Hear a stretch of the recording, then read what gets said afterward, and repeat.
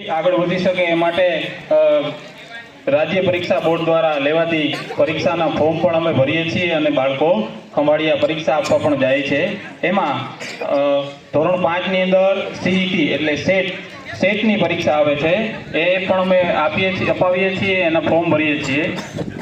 એ પછી ધોરણ 8 ની અંદર જ્ઞાન સાધના પરીક્ષા આવે છે, રાજ્ય પરીક્ષા બોર્ડ લે છે, એ પરીક્ષાના ફોર્મ ભરીએ છીએ અને બાળકોને પરીક્ષા અપાવીએ છીએ।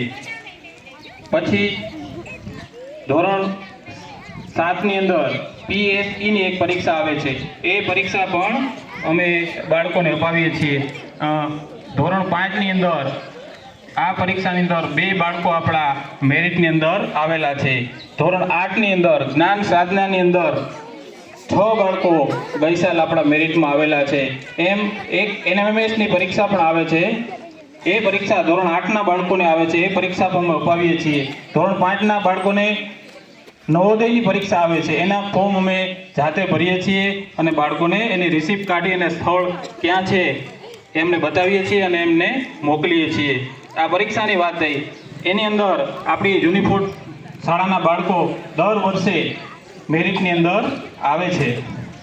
બીજી શાળાની અંદર ઘણી બધી ઇતર પ્રવૃત્તિઓ થાય છે, જેથી બાળક ફક્ત પુસ્તક પૂરતું મર્યાદિત ન રહે અને એનો માનસિક, શારીરિક, સામાજિક વિકાસ થાય એ માટે શાળાની અંદર બાળ મેળો છે, પછી કૌશલ્યના વિકસે એના માટે પણ અમે પ્રવૃત્તિઓ કરાવીએ છીએ। આવી અલગ અલગ પ્રવૃત્તિઓ પણ અમે શાળાની અંદર કરાવીએ છીએ।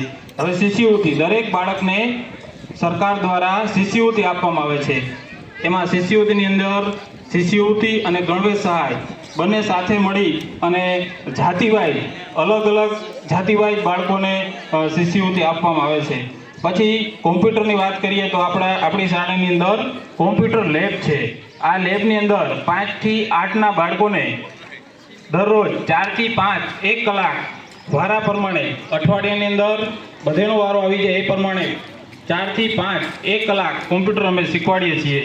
શાળાની અંદર સ્માર્ટ ક્લાસ છે, ધોરણ 6 ની અંદર 6, 7, 8 એમ 3 વર્ગની અંદર સ્માર્ટ ક્લાસ છે, મોટા ટીવી છે, નેટની સુવિધા છે।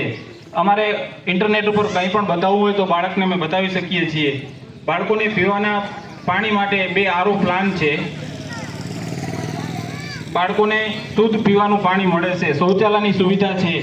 આવી અલગ અલગ પ્રવૃત્તિઓ શાળાની અંદર થાય છે। હવે વર્ષ 2024 ની 26મી જાન્યુઆરીએ ગામ લોકો દ્વારા 5,500 રૂપિયા ફાળો આપવામાં આવેલ હતો। વર્ષ 2025 એટલે ગઈ જાન્યુઆરીએ ફાળો ગામ લોકો દ્વારા આપવામાં આવેલ હતો 9,400, એમ કુલ 14,900 રૂપિયા ફાળો થાય છે। આ ફાળાની અંદર અમે અહીંયા આપણે લાઇટના વધારે પ્રશ્ન છે, એટલે 4 થી 5 કોમ્પ્યુટર અમે ચાલુ કરીએ તો લાઇટ ઝબકો મારી જાય એટલે બધું બંધ થઈ જાય, એના માટે અમે ઇન્વેટરનો 14,900 રૂપિયામાં અમે ઇન્વેટરનો ઓર્ડર એમાં ખૂટે છે, એ શાળા તરફથી અમે નાખ્યા છે અને ઇન્વેટરનો ઓર્ડર અમે આપી દીધો છે।